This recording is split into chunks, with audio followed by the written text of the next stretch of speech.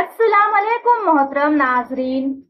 आपने थंबनेल में तो देख ही लिया होगा कि आज हम किस मुद्दे पर बात करने वाले हैं। अजमेर दरगाह के बारे में हम बात करने वाले हैं। अजमेर शरीफ के बारे में मैं आपको क्या बताऊंगी, आप खुद मुफ्ती शहरयार साहब की जबानी सुनिएगा कि अजमेर शरीफ का मामला कहां तक पहुंचा और वहां पर क्या मंजर पेश आ रहा है। तो चलिए हम और आप साथ में देखते हैं कि अजमेर शरीफ का मामला कहां तक पहुंचा और वहां पर क्या क्या मंजर पेश आ रहे हैं। सब करके सुनवाई की तारीख तय कर देते हैं।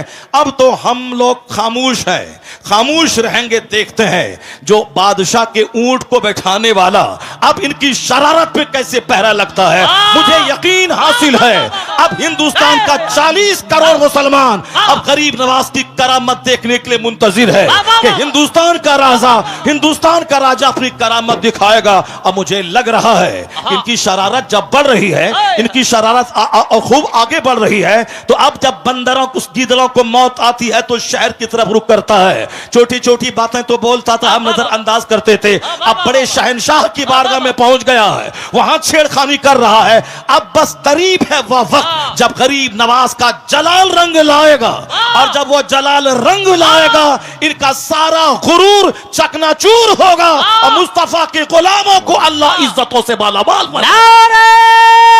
तकबीर, नारे रिसालत, मसलके आला हजरत, मजहबे इस्लाम, हजरते हबीबुल्लाह फैजी साहेब किबला, हजरते शहनवाज हसन साहेब किबला, अल्लामा डॉक्टर शहरयार रजा साहेब किबला कादरी। वाह वाह वाह, बहुत उम्दा। जुल्म की इंतहा हो गई, अल्लाह, जुल्म की इंतहा हो गई। हाय हाय हाय। जिस आस्थाने से करोड़ों हिंदू फैज उठाते हैं, जिनकी गरीबी दूर होती है, भीख मांगने के लिए 24 घंटे पड़े रहते हैं, उस मुकद्दस आस्थाने के खिलाफ इन्होंने छेड़छाड़ करने की कोशिश की है। अभी भी वक्त है कि जाके बाबा की बारगाह में चले जाओ, अपना पिटीशन कोर्ट से वापस ले लो और बाबा की चौखट पे जाके बोलो, बाबा क्षमा कर दीजिए, हमसे गलती हो गई। वरना याद रखना, जो अना सागर को एक कूजे में ला सकते हैं, याद रखना, जो बादशाह के ऊंट को बिठा सकते हैं, तो फिर जब वो जलाल में आ गए तो हुकूमत का सत्यानाश हो जाएगा। फिर वही होगा जो सारी दुनिया देखने का मुंतजिर है। नारे तकबीर। के बंगले पर मैं थूक देता हूं, पेशाब कर दूंगा, मगर मैं ईमान का सौदा नहीं करूंगा। बेशक, सुभान अल्लाह। जो दौलत अल्लाह ने आपको दी है, आपने कोई मेहनत नहीं की उसके लिए, ना बहुत ज्यादा आप मदरसे में टाइम दिया, ना 2-4-10 आलिमों के साथ आप बैठे रहे, न किसी क्रिश्चियनों के पोप के पास आप गए, न किसी यहूदी के रिब्बी के पास आप बैठकर आपने डिबेट किया, न किसी हिंदुओं के पंडित के पास जाके आपने डिस्कशन किया कि कौन सा मजहब अच्छा है, कौन सा मजहब खराब है। नहीं, आपको अल्लाह ने सिर्फ अपने फजल से ईमान की दौलत दी। बेशक, सुभान अल्लाह। इसलिए कि आप मोमिन घर में पैदा हुए हैं, इसलिए आप मुसलमान हैं। जब इतनी बड़ी दौलत, जिस दौलत से महरूम है दुनिया के अमेज़न कंपनी के मालिक, जिस दौलत से महरूम है टाटा बिरला कंपनी के मालिक, जिस दौलत से महरूम है दुनिया की बड़ी बड़ी सल्तनतों के सरबराहान, जिससे महरूम है, वह ईमान की दौलत अल्लाह ने आपको अता की है। तो इसी नेमत के शुक्राने में दिन गुजर जाएंगे। कभी गरीबी का आप रोना नहीं रोएंगे, कभी मुफलिसी का रोना नहीं रोएंगे। एक बंदा डीएम बना, 5 लाख महीना कमाया, 60 साल के बाद रिटायर किया, मौत का इंतजार किया, मरा, कब्र में जाके सड़ गया। 35 साल तक पढ़ा लिखा, मेहनत किया, 35 साल उन्होंने नौकरी की, क्या मिला? मरने के बाद जहां गया वहां एक ऐसी जिंदगी जो इसका कोई अंत नहीं हो, जिसकी कोई सीमा नहीं है। दुनिया में तो 100 साल के अंदर ही मर जाना है, मरने के बाद जहां अरबों खरबों साल रहना है, वहां की जिंदगी के लिए इस डीएम ने क्या किया? अब वहां ये आग में जलेंगे, ना इसका इल्म बचाएगा, ना इसकी डिग्री बचाएगी, ना इसकी मुलाजमत बचाएगी, ना इसके कमाए हुए करोड़ों रुपए बचाएंगे।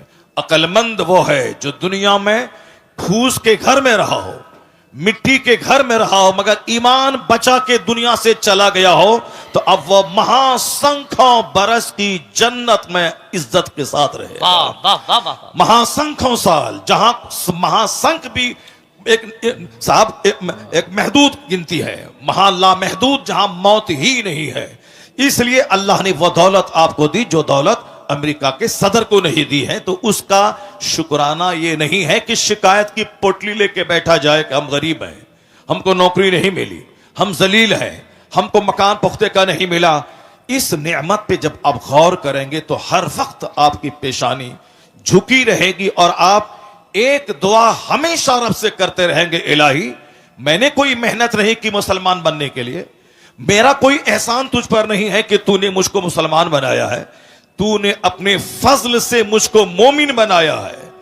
तो हर वक्त वह मोमिन यही दुआ करेगा, इलाही जब एक एहसान इतना तूने किया है तो एक एहसान और कर देना कि हालत ईमान में मौत देकर जन्नतुल फिरदौस अता कर देना। वाह वाह वाह वाह, सुभान अल्लाह। क्योंकि बेशुमार लोग ऐसे हैं जो मरने से पहले पहले मुशरिक हो गए, मरने से पहले पहले काफिर हो गए। बहुत सारी बेटियां मुसलमानों की हैं जिसको जन्नत की तालीम नहीं दी गई, आखिरत की तालीम नहीं दी गई, कब्र में हजारों साल रहना है उसकी बात नहीं बताई गई, कयामत के दिन एक दिन 50,000 साल के बराबर होगा यह बात बाप ने नहीं बताया। बाप ने सिर्फ ये बताया कि इंजीनियर बनना है, डॉक्टर बनना है, कमाना है, घर बनाना है और खाना पीना है। तो अब अच्छी लाइफ गुजारने के लिए कोई मुशरिक उसे ऑफर दिया कि मेरे पास 5 लाख रुपए माहाना की आमदनी है, अगर तुमने मुझसे शादी कर ली तो तुम रानी बन के रहोगी। तो ये उस मुशरिक के साथ ईमान का सौदा करके भाग गई, उसी के साथ शादी करके रह गई। अब वो जब जवानी के बाद बुढ़ापे की उम्र में पहुंची, उसके बाद मौत ने दस्तक दिया। तो लज्जत कितने दिन तक उन्होंने हासिल की? 10 साल 20 साल।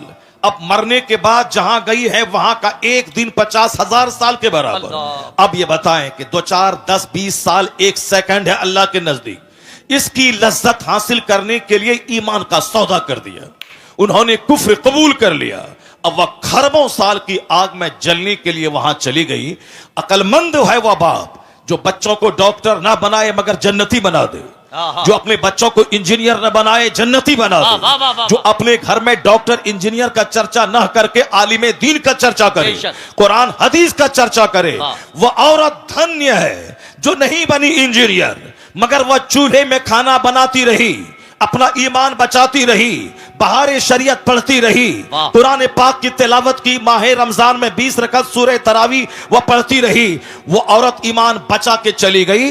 खरबों कमाने वाली बैरिस्टर से बेहतर है ये कनीज़े फातिमा बनकर फातिमा ज़हरा के साथ जन्नत चली गई। वह कौन सा इल्म है जो इल्म आदमी की इज्जत को तार-तार कर दे? वह कौन सा इल्म है जो आदमी को कुफ्र के करीब पहुंचा दे? वह कोई इल्म है जो आदमी को जानवर बना दे? आज मदरसा आवाज दे रहा है कि डॉक्टर की सूरत में दरिंदा कलकत्ता के आरजी मेडिकल कॉलेज का प्रिंसिपल जो अपने घर के तहखाने में खूबसूरत औरतों के साथ बलात्कार करने का रैकेट चलाता था, जिसके कॉलेज में एमडी करने वाली खातून की आबरू गैर महफूज रही और जिसको अपनी आबरू बचाने के चाहने में खूबसूरत औरतों के साथ बलात्कार करने का रैकेट चलाता था, जिसके कॉलेज में एमडी करने वाली खातून की आबरू गैर महफूज रही और जिसको अपनी आबरू बचाने के चक्कर में जान से हाथ धोना पड़ा। ये कोई डाइटन सिमिलिया का कसिया का कोई जाहिल नहीं था, वो कोई विलेजर, कोई देहाती, कोई फार्मर नहीं था, पढ़ा लिखा आदमी था। पढ़ा लिखा आदमी इस कदर गिर जाएगा ये किसी ने सोचा ना होगा। आपने देखा होगा मुजफ्फरपुर के शेल्टर होम में वह नेताओं का किस तरह कनेक्शन वहां पली जाने वाली औरतों के साथ था। लोग कहते हैं कि वह डॉक्टर की सूरत में जानवर, वह डॉक्टर की सूरत में दरिंदा।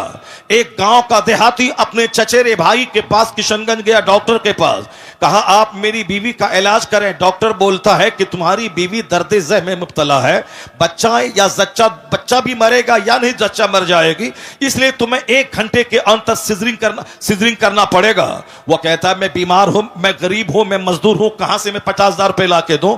ये डॉक्टर दिमाग में बहुत बड़ा सपना पाल करके किशनगंज आया है कि मैं MBBS हूं, अपने बच्चों को FRCS बनाना है, अब मुझे 2 एकड़ जमीन में शानदार घर बनाना है, मुझे फॉर्च्यूनर खरीदनी है। अब इतना पैसा, ऐसा नहीं कि डॉक्टर बनने के बाद रुपया का एक पेड़ अपने क्लिनिक में कोई लगा दे और रोजाना जाए 2 घंटा बैठे और पैसा तोड़ के झोला भर के शाम में घर ले जाए। नहीं, उसे तो मरीजों को देखना होगा, मरीजों की फीस से ही कमाना होगा। तो इतनी कमाई कहां से आएगी कि फॉर्च्यूनर का की किस्त अदा करे, वह 2.5 एकड़ जमीन का की किस्त अदा करे। अब वो इंसानियत का लिबादा छोड़कर झूठ का लिबास पहनता है, हैवानियत का कपड़ा पहनकर झूठ बोलता है कि तेरी बीवी 1 घंटे के अंदर में मर जाएगी, इसको सिजरिंग करवाना पड़ेगा। अब वह बेचारा छोटा सा घर बेचकर डॉक्टर को 50,000 रुपए देता है और वह डॉक्टर एक गरीब औरत की सिजरिंग करके उसको कई सारी औलादों से महरूम कर देता है। लोग कहते हैं ये डॉक्टर है मगर इंसान नहीं है। इंसान वो है जो इंसानियत जिसके अंदर हो, वो दूसरों का दर्द महसूस करे, मतलब डॉक्टर है मगर इंसान नहीं है। मोरबी का इंजीनियर कई 100 आदमी की जान ले लिया, उन्होंने NOC दिया, नो ऑब्जेक्शन, ये ब्रिज को खोल दिया जाए आम पब्लिक के लिए। ब्रिज गिरा, कितने 100 पब्लिक की जान चली गई। लोग कहते हैं वो इंजीनियर नहीं, वो कसाई है जिसने इतने लोगों की जान ले लिया। चीफ मिनिस्टर झारखंड का जो गरीबों की प्रॉपर्टी कोयला है उसके घोटाले में पकड़ा गया, कई साल तक जेल रहा। लोग कहते हैं यह चीफ मिनिस्टर नहीं बल्कि गरीबों का हत्यारा है। मतलब इंजीनियर की सूरत में जानवर, डॉक्टर की सूरत में जानवर। लोग कहते हैं कि इंसान कहां है, इंसानियत कहां है। तो मैं कहता हूं आज भी इंसानियत की एक फैक्ट्री है, वह फैक्ट्री चले जाओ, उस फैक्ट्री में यह पढ़ाया जाता है झूठ बोलना हराम है, शराब पीना हराम है, ज़िना करना हराम है, माँ बाप को सताना हराम है, पड़ोसी से लड़ना झगड़ना हराम है, और खड़े होकर नहीं खाना है, बैठ के खाना है, बाथरूम ऐसे जाना है, बिस्तर पे ऐसे लेटना है, ऐसे घर से बाहर निकलना है। आदमियत का सलीका किस फैक्ट्री में सिखाया जाता है? कहां से इंसान पैदा होते हैं? इस जमीन पर एक दरसगाह है जहां अव्वल दिन से लेके आखिरी दिन तक, यानी उर्दू की पहली किताब से लेके बुखारी शरीफ तक यही पढ़ाया जाता है। यह लीगल है या इल्लीगल है, यह राइट है ये रॉन्ग है, यह जायज है ये नाजायज है, यह सही है ये गलत है, यह हराम है ये हलाल है, यह करना है ये नहीं करना है, यह हार्मफुल है ये यूजफुल है, यह हानिकारक है ये लाभदायक है। यानी वो आदमियत की शिक्षा जिस दरसगाह में दी जाती है उसी का नाम है मदरसा। अब जब यह फैक्ट्री जवान थी, जहां फैक्ट्री जवान थी, फैक्ट्री का प्रोडक्शन था, खलीफा हारून रशीद का बच्चा मदरसे में पढ़ता था, औरंगजेब जैसे हिंदुस्तान के बादशाह मदरसे में पढ़ते थे। उस वक्त में अमीर गरीब सब चाहता था मैं इंसान बनाने वाली फैक्ट्री में पढ़ूं और वहां से कुतुब बन के निकलूं, अब्दाल बन के निकलूं, आदमी बन के निकलूं। जब तक यह फैक्ट्री जवान थी, प्रोडक्शन ज्यादा हो रहा था, तो समाज कुतुब से भरा था, अब्दाल से भरा था, नेकों से भरा था, शरीफों से भरा था। लेकिन जब से इस फैक्ट्री को गवर्नमेंट ने आतंकवादी का अड्डा कहा और जब से हमारे पैसे वालों ने अपने बच्चों को पढ़ाना छोड़ दिया, जब यह फैक्ट्री बंद हो जाएगी या बंद नहीं होगी, पैदावार कम हो जाएगी, तो समाज में शरीफ कहां से मिलेंगे, वली कहां से मिलेंगे, कुतुब अब्दाल कहां से मिलेंगे। अब अगर लोग चाहते हैं कि समाज शरीफों से भरे, नमाजियों से भरे, जंटी लोगों से भरे, कुतुब अब्दाल से भरे, तो अब कंप्यूटर लेना होगा, फैसला बदलना होगा कि जिस तरह की फैक्ट्री जैसा प्रोडक्शन उसी तरह के लोग समाज में नजर आएंगे। इंजीनियरिंग कॉलेज में आदमी कम, वहां पैसा कमाने वाले जानवर ज्यादा पैदा किए जाते हैं। मेडिकल कॉलेज में आदमी कम, पैसा कमाने वाले जानवर ज्यादा पैदा किए जाते हैं। तो अब ये एक इंसानी बनाने वाली फैक्ट्री है मदरसा। इस फैक्ट्री को जिंदा करें। जब ये मदरसा जिंदा होगा, पैदावार बढ़ेगी, तो शरीरों की तादाद घटेगी, शरीफों की तादाद में इजाफा होता चला। नारे तकबीर, नारे रिसालत, मज़हबे इस्लाम, जश्ने दस्तार बंदी, अल्लामा डॉक्टर शहरयार रजा साहब किबला। बहुत उम्दा हज़रत, वाह वाह वाह वाह वाह। मदरसा, वाह वाह वाह वाह। मदरसा ने ही सारी दुनिया को बताया है कि इल्म क्या चीज है। मदरसा ने ही सारी दुनिया को बताया है कि रिसर्च क्या है। मदरसा ने बताया है कंटेम्पलेशन किया है, मदरसे ने बताया है शोध किया है, मदरसे ने बताया है चिंतन क्या है। हमारे बच्चे भी गौर से सुने मेरी बात, जो दूसरे लोग मुखालिफ मजहब के मानने वाले अगर उस तक मेरी बात पहुंच जाए वो भी मेरी बात को गौर से सुन ले।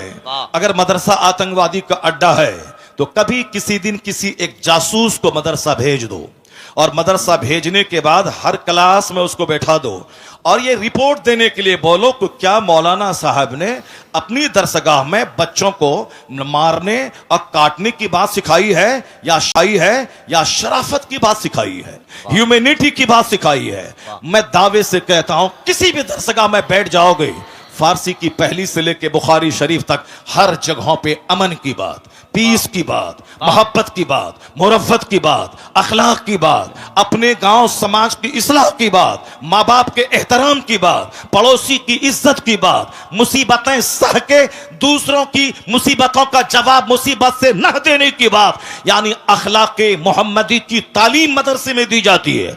उसका फैसला इसीलिए है कि वह दूर से मदरसे को आतंकवादी का अड्डा समझता है, अपनी निगाहों में दुश्मनी का चश्मा लगाकर मदरसे के खिलाफ बयान देता है। कभी उन्होंने रिपोर्टिंग नहीं कराई कि मदरसे में पढ़ाई क्या होती है, मदरसे में दरसगाह में सिखाया क्या जाता है, सिर्फ दूर से कहना कि साहब वहां आतंकवादी पैदा किए जाते हैं। यह नफरत करने वालों की बोली है, हकीकत जानने वालों की बोली नहीं है। जिस तरह भी नफरत का माहौल हिंदुस्तान में फैला है, कोई भी आदमी खड़ा हो जाए और कोर्ट में साहब याचिका दर्ज कर दे कि इस मस्जिद में लग रहा है कि अंदर में कोई मूर्ति छुपी हुई है या कोई मंदिर रहा होगा, तो अब कोर्ट वाला भी केस एक्सेप्ट कर लेता है। और जहां 10-10 साल से साहब केस पड़े हुए हैं उसकी कोई नोटिस नहीं ली जा रही है, और यहां 10 मिनट के अंदर में सुनवाई भी होती है, और फौरन साहब एक कमेटी का गठन भी होता है, और फौरन सर्वे करने वाला वहां पहुंच भी जाता है, और फिर उसकी रिपोर्ट भी दिया जाता है। किस कदर नियतों की खराबी है कि दूर से साहब वो एक खास मखसूस बिरादरी को टॉर्चर करने के लिए इस तरह के प्लान बना रहा है। हिम्मत इतनी बढ़ी कि अब हिंदुस्तान के राजा की बारगाह में पहुंच गया, हिंदुस्तान के शहंशाह की बारगाह में पहुंच गया। 800 बरस से जो पूरे हिंदुस्तान की रखवाली कर रहा हो, कब्र में रह के पूरे हिंदुस्तान की संप्रभुता को बचा रहा हो, हिंदुस्तान के मुसलमानों से ज्यादा हिंदुओं की अकीदत का मरकज बना हुआ हो। मुसलमान जाते हैं 60 लाख तो 40 लाख तो 60 लाख गैर मुस्लिम वहां जाते हैं, उनको वहां बेटा मिलता है, बेटी मिलते, न जाने क्या क्या मिलता है। हर जब भी जाए हर वक्त साहब सिखों, हिंदुओं और दूसरे तमाम मज़ाहिब के मानने वाले को दुनिया ढेर चाहिए, इसलिए वो वहां भीड़ लगाए रहते हैं। मुसलमानों को जन्नत चाहिए इसीलिए मस्जिदों में भीड़ रहती है, और उनको सिर्फ दुनिया गाड़ी चाहिए इसलिए दरगाहों पे वो भीड़ लगा के रहते हैं। 800 साल जो एक मुस्तनद ऑथेंटिक दरगाह है, उस दरगाह के खिलाफ पिटीशन दर्ज होता है और साहब कोर्ट वाले उसको एक्सेप्ट करके सुनवाई की तारीख तय कर देते हैं। अब तो हम लोग खामोश हैं, खामोश रहेंगे, देखते हैं जो बादशाह के ऊंट को बैठाने वाला अब इनकी शरारत पे कैसे पहरा लगता है। मुझे यकीन हासिल है अब हिंदुस्तान का 40 करोड़ मुसलमान अब गरीब नवाज की करामत देखने के लिए मुंतजिर है कि हिंदुस्तान का राजा अपनी करामत दिखाएगा। और मुझे लग रहा है इनकी शरारत जब बढ़ रही है, इनकी शरारत खूब आगे बढ़ रही है, तो अब जब बंदरों उस गीदड़ों को मौत आती है तो शहर की तरफ रुख करता है। छोटी छोटी बातें तो बोलता था, हम नजरअंदाज करते थे, अब बड़े शहंशाह की बारगाह में पहुंच गया है, वहां छेड़खानी कर रहा है। अब बस करीब है वह वक्त जब गरीब नवाज का जलाल रंग लाएगा, और जब वो जलाल रंग लाएगा इनका सारा गुरूर चकनाचूर होगा और मुस्तफा के गुलामों को अल्लाह इज्जतों से मालामाल बनाएगा। नारे तकबीर, नारे रिसालत, मसलके आला हजरत, मजहबे इस्लाम, हजरत हबीबुल्लाह फैजी साहेब किबला, हजरत शहनवाज हसन साहेब किबला, अल्लामा डॉक्टर शहरयार रजा साहेब किबला कादरी।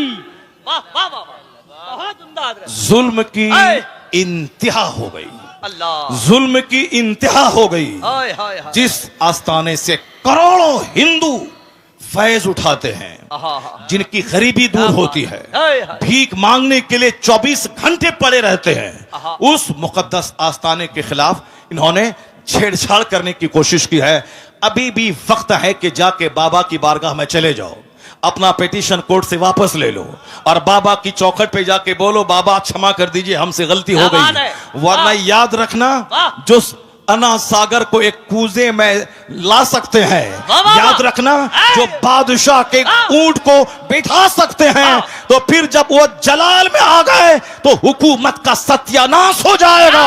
फिर वही होगा जो सारी दुनिया देखने का मुंतजिर है। हाँ, नारे तकबीर, नारे रिसालत, ख्वाजा का हिंदुस्तान, फैजाने गरीब नवाज। वाह, वाह, वाह। एक कौम मुस्लिम, आपको कानून हाथ में नहीं लेना है, आपको सड़क पे आकर के बहुत बड़ा प्रोटेस्ट नहीं करना है। यह मामला शहनशाह हिंदुस्तान का मामला है।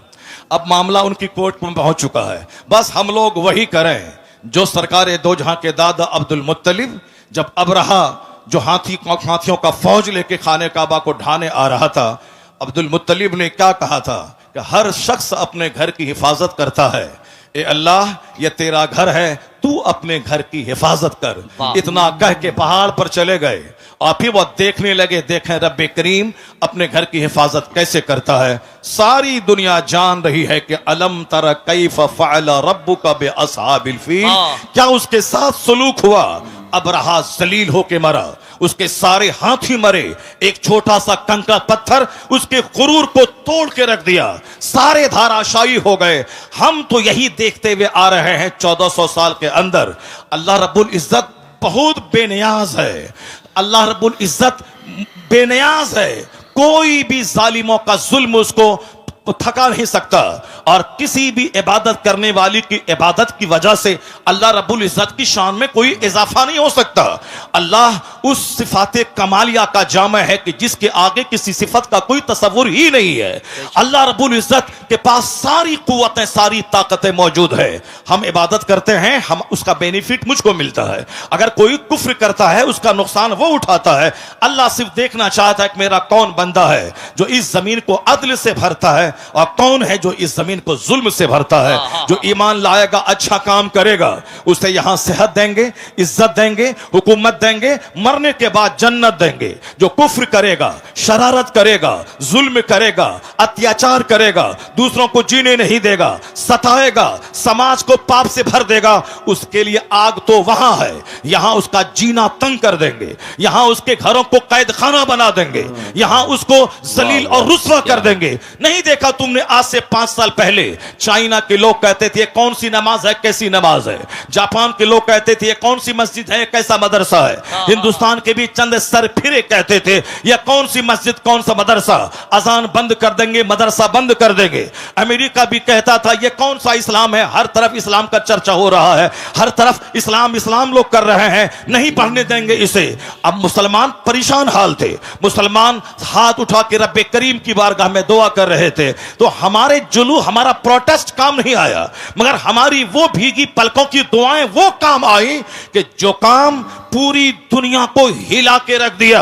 अल्लाह रब्बुल इज्जत ने दूसरी फौज को नहीं भेजा, एक छोटा सा कोरोना का कीड़ा भेज दिया। उस कीड़े ने चाइना को तबाह किया, अमेरिका के शहर को, उसको रौनक को मिटा दिया, सारे एयरपोर्ट्स में ताले लगवा दिए, दुनिया के अरबों इंसान को उनके घर को जेल उसके लिए बना दिया गया। यहां तक कि जो मिटाने की बात कर रहा था वह क्वारंटाइन की बात करने लगा, वह सोशल डिस्टेंसिंग की बात करने लगा, वह वैक्सीन की बात करने लगा। मिटाने का सपना देखने वाला उनका शहर उजड़ गया, उनकी फैक्ट्रीज उजड़ गई, करोड़ों लोग मौत के मुंह में चले गए। इसलिए एक कौम मुस्लिम, तेरा रब्बे कदीर बड़ा अजीज है, बड़ा गालिब है, वह कुव्वत का मालिक है, वह तमाम इख्तियारात उसके पास मौजूद है। तुमको सिर्फ करना है मस्जिदों को आबाद करना है, अपनी पेशानियों में सजदों का शौक बसाना है। तू मोमिन बन जा, तू मोहम्मदी बन जा, अल्लाह तुझे इस जमीन का हाकिम बनाएगा, यहां की सल्तनत तुझको देगा। और जो इस्लाम के खिलाफ बोलेगा उसको एक मामूली सा कीड़ा भेजकर उसका सारा गुरूर तोड़ देगा। जैसे अल्लाह ने तोड़ के बता दिया कि बंदे तुम्हारे चाहने से सब कुछ नहीं होता है, वही होता है जो मंजूरी खुदा होता है। अल्लाह ने दुनिया के सारे लोगों की औकात याद दिला दी, लोगों के होश ठिकाने लग गए। अल्लाह वही है जो नमरूद को सल्तनत देना जानता है और जब सल्तनत का गलत इस्तेमाल करे तो अल्लाह मामूली मच्छर से हिलाक और तबाह बर्बाद करना भी जानता है। अल्लाह फिरौन जैसे जाबिर और जालिम को 400 साल की लंबी छूट देना भी जानता है, और जब वो 400 साल की लंबी छूट से आतंक को और बढ़ा दे तो अल्लाह ताला पानी में डुबा के उसे मार देता है। और जब खिगिया के कहता है कि अब मैं ईमान लाया, तो अल्लाह कहता है अल आना वक़द असैत क़ब्लु व कुन्त मिनल मुफ़सिदीन, अभी तू ईमान लाता है, इससे पहले तू फसादी और बागी था। आज मैं तेरी लाश बचाऊंगा ताकि आने वाले लोग जान जाएं कि मगरूर का हश्र क्या होता है, घमंडी का अंजाम क्या होता है। फिरौन की सूखी हुई सड़ी हुई हड्डी की लाश आज भी मिस्र के म्यूजियम में मौजूद है।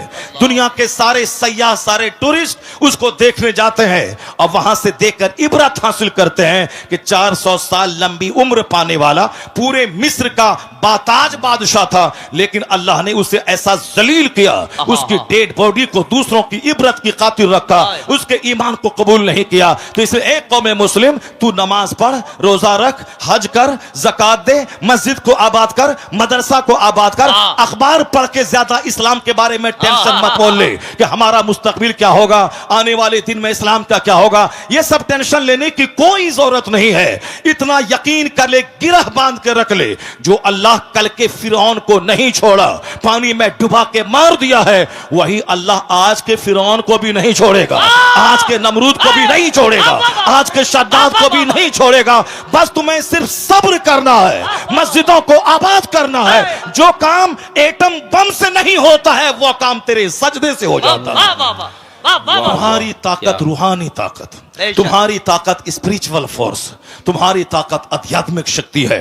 आज हम जलील इसीलिए हो गए, मेरी मस्जिदें वीरान हो गई, मेरा जलसा उजड़ गया, हमारी खानकाह सिर्फ तेल और पानी का मरकज बन के रह गई, हमारी मस्जिदों में दांत टूटे चंद बूढ़े रह गए, और हमारे जवान उनके कुफ्फार मुशरिकीन के जवान की तरह हरकतें करने लगे। हमारे घर में क्रिकेटर का चर्चा, हमारे घर में साहब बैरिस्टर का चर्चा, हमारे घर में नेता का चर्चा, हमारे घर में बंबई जाकर के फैक्ट्री डाल के 2-4 मकान खरीदने वाले दुनियादार का चर्चा, हमारे घर में खूबसूरत खवातीन का चर्चा, हमारे घर में खूबसूरत नौकरी करने वाले लड़कों का चर्चा। अब जाहिर सी बात है, जब खूबसूरती का चर्चा होगा तो हमारा बेटा दिमाग में ही बात बिठाएगा, हमें खूबसूरत औरत चाहिए। अब चाहे वो अपना चेहरा आईना में नहीं देखेगा कि हमारी सूरत कैसी है, हमारी नाक टेढ़ी है, हमारा रंग काला है, मगर वो तमन्ना करता है क्या कि हमारी बीवी बिल्कुल करीना जैसी खूबसूरत मिल जाए। सबकी तमन्ना ही खूबसूरत मिल जाए, क्योंकि उनके घर में खूबसूरती का चर्चा होता है,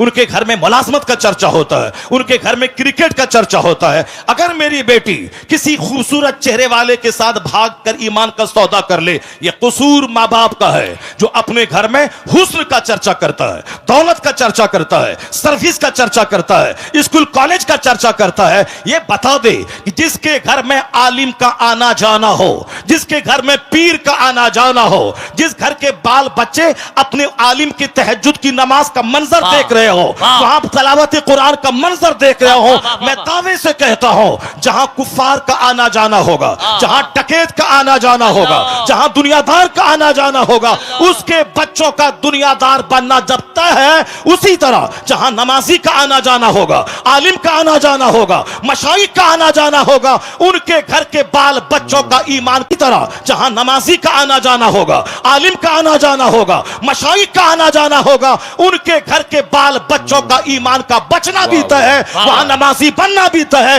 इसलिए बुजुर्गों ने कहा अपने घर में चोरों को मत आने दे, अपना दस्तरखान नेकों के लिए बिछा, आलिमों का आना जाना होने दे, मशाइख का आना जाना होने दे। दिखने का असर होता है, जहां चोरी होगी वहां के बच्चे चोर पैदा होंगे, जहां तिलावत कुरान होगी वहां के बच्चे गुलाम हुसैन पैदा होंगे। सुभान अल्लाह, सुभान कोई तहरीक हमारे बच्चों को काफिर होने से बचा नहीं पाएगी, कोई तहरीक हमारी मुर्तद होने वाली बेटियों को बचा नहीं पाएगी। उसके लिए हर माँ बाप को आगे आना होगा, अपने घर में इस्लामी कल्चर बनाना होगा, अपने बाल बच्चों के दिल दिमाग में इस्लाम की अजमत बैठानी होगी, अपने बाल बच्चों के सामने हुजूर की हयात तैयबा को बयान करना होगा, औलिया और सालिहीन की जिंदगी का मुताला करना, औलिया और सालिहीन की जिंदगी बताना होगा। अब जरा गौर से देखिए कैसे हालात थे, कैसे लोग थे, किस तरह से जीते थे। अमीर उस दौर के कैसे थे, गरीब उस अहद के कैसे थे, औरतें उस अहद की कैसी थी, मालदार उस अहद के कैसे थे। इस्लामिक हिस्ट्री का एक चैप्टर मैं खोलता हूं, जरा गौर से उसको सुनिए, उसके बाद फिर मैं आके आपको बताऊंगा कि नेता हमारा कितना झूठ बोलता है। नेता हमें डरा करके हमसे वोट लेता है। वो क्या बोलता है कि अगर तुम हमको वोट नहीं दोगे तो तुम्हारी जिंदगी खतरे में पड़ जाएगी, तुम्हारा मुस्तकबिल खतरे में पड़ जाएगा, इस्लाम खतरे में है। हम आज 50 साल से सुनते हुए आ रहे हैं, इस्लाम इज इन डेंजर, इस्लाम खतरे में है, इस्लाम खतरे में है, इस्लाम खतरे में है। जो मौलाना बोलता है इस्लाम खतरे में है, यकीन जाने कि वो मौलाना सच नहीं, वह झूठ बोल रहा है। जो नेता बोलता है इस्लाम खतरे में है, वह नेता झूठ बोलता है। ये क्यों नहीं बोलता नेता कि हमारी नेतागिरी खतरे में है, हमारी पॉलिटिक्स खतरे में है, हमारा एमपी का पोस्ट खतरे में है, हमारी पार्टी खतरे में है, या बोल मेरी पार्टी खतरे में है। हम जिस तरह से वो अपने लोगों को डराता है हमसे और हमारे खिलाफ नफरतों की आग लगाकर वो अपना वोट लेता है, उसी तरह हमारे भी कुछ लोग हैं जो शराब में डूबा हो, एक वक्त की नमाज ना पढ़ता हो, जो दिल्ली में जीतने के बाद 5 स्टार होटल में रंगरलियां मनाता हो, ये हमें आके मजहब के नाम पे हमसे वोट लेता है कि हम मुसलमान हैं, तुम हमको वोट दो। मुसलमान के नाम पे उसको वोट दिया जाएगा जो मुसलमान होगा, कंप्लीट मुसलमान होगा, जो मुस्तफा का होगा, जो कुरान हदीस का होगा, जिसको देखने के बाद लगेगा ये मुसलमान है। सिर्फ एक बिन लेबी लग गया मुसलमान है, बाकी सारा काम मुशरिकीन जैसा है, उसको वोट दिया जाएगा। वोट नहीं दोगे तो बोलेगा तुम्हें काट दिया जाएगा, तुम्हें मार दिया जाएगा। इस्लाम खतरे में है, मुसलमान खतरे में है। मैं बताऊंगा कुरान करीम क्या कहता है, मुस्तफा की हदीस क्या कहती है, और ये नेता क्या बोलता है। और झूठ बोल भी अगर बोलता है कि इस्लाम खतरे में है, वह झूठ बोलता है। कुरान करीम साफ लफ्जों में कह दिया है, युरीदून लियुत्फिउ नूरल्लाहि बिअफ़वाहिहिम वल्लाहु मुतिम्मु नूरी। अल्लाह कहता है ये मुशरिकीन, ये कुफ्फार अपने मुंह से इस्लाम का चिराग बुझाना चाहते हैं, अल्लाह उस नूर को पूरा करना चाहता है। जो अल्लाह उसे पूरा करना चाहता है और ये उस नूर को बुझाना चाहते हैं। बंदों का चाहा हुआ होगा या अल्लाह का चाहा हुआ होगा। ये बंदा कमजोरी का पुतला है, बंदे की हिस्ट्री कमजोर है, इंसान की तारीख की कमजोर है। इंसान पैदा हुआ कैसे है? इंसान पैदा हुआ एक नापाक कतरे से, जिसकी इब्तदा इतनी कमजोर हो कि नापाक कतरे से पैदा हुए हों, जिसकी इब्तदा इतनी कमजोर है या बजती हुई मिट्टी से पैदा हुआ है, जिसकी बुनियाद इतनी कमजोर है कि कई बार शर्मगाहों से का गुजर हुआ है। बाप की रीढ़ की हड्डी और मां के सीने की हड्डी से जो कतरा निकलता है, उससे यह इंसान पैदा हुआ। यह मैं नहीं कहता, पैदा करने वाला मेरा खालिक कहता है। फलयंजुरिल इंसानु मिम्मा खुलिक़ मिम्मा इन दाफिक यखरुजु मिन बैनि सुल्बि व तराइब इन्नहु अला रजइही लक़ादिर। अल्लाह कहता है a man should consider in his creation. आदमी को अपनी पैदाइश पे गौर करना चाहिए कि वह पैदा हुआ कैसे है। अल्लाह कहता है वह पानी का कूदता हुआ कतरा मनी का, जो बाप की रीढ़ की हड्डी से निकलता है, मां के सीने की हड्डी से निकलता है और वह बच्चादानी में पहुंचता है और 4 महीने तक वह ब्लड वह नुत्फा अपनी असल हालत पे रहता है। अगले 40 दिन तक, अगले 40 दिन में वह लोथड़ा बनता है, अगले 40 दिन में ढांचा तैयार होता है, अगले 40 दिन के बाद उसमें जान डाली जाती, 120 दिन के बाद उसमें जान डाली जाती है। अब 40 दिन का एक पीरियड गुजरता है, पहले लोथड़ा, उसके बाद ढांचा, फिर उसके बाद उसमें जान डाली जाती है। जान डाले जाने से पहले अगर ईमानदार नेक परहेजगार मुसलमान डॉक्टर बोले अगर यह हामिला रही, हमल से रही तो इसकी जान को खतरा है, तो नेक मुत्तकी परहेजगार डॉक्टर की बात मानकर इस काते हमल एबॉर्शन हो सकता है। लेकिन अगर जान डाल दी गई फिर किसी की बात नहीं मानी जाएगी। 4 महीने के बाद कोई एबॉर्शन अगर करता है वह उस बच्चे का कातिल और मर्डरर ठहरता है। तो एक नापाक कतरे से ये इंसान पैदा हुआ है। अब पैदा होता किस रास्ते से है वह सबको मालूम है, और वह नुत्फा जाता किस रास्ते से है वह सबको मालूम है। ये पूरी कहानी कुरान में दो चार ब्लड वह नुत्फा अपनी असल हालत पे रहता है अगले 40 दिन तक। अगले 40 दिन में वह लोथड़ा बनता है, अगले 40 दिन में ढांचा तैयार होता है, अगले 40 दिन के बाद उसमें जान डाली जाती, 120 दिन के बाद उसमें जान डाली जाती है।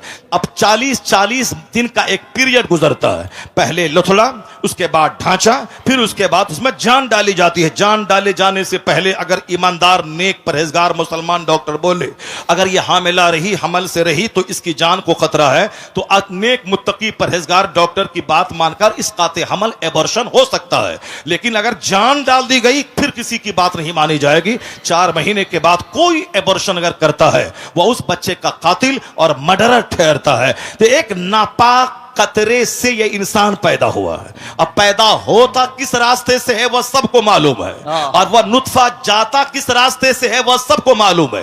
ये पूरी कहानी कुरान में 2, 4, 10 जगहों पे बयान किया गया है। ये बयान क्यों किया गया है? सूफिया कराम कहते हैं लोगों का मजाज है, जब जवानी मिली मगरूर हो गया, दौलत मिली घमंडी हो गया, छोटा सा घर कच्चे का पुख्ता बना दिया, अब वो साहब समाज में अपने आप को सबसे बड़ा समझने लगा। हुस्न पे मगरूर होता है बंदा, मकान पे मगरूर होता है बंदा, थोड़ी शोहरत मिल गई उसमें मगरूर होता है बंदा, ताकत जवानी मिली उसमें मगरूर होता है। यह गुरूर तो उसे तबाह कर देगा। यह गुरूर तो समाज में नफरतों की आग लगा दिया है। आज समाज में हर आदमी तन्हा महसूस करता है क्योंकि हर आदमी अपने आप को दूसरों से बड़ा समझता है।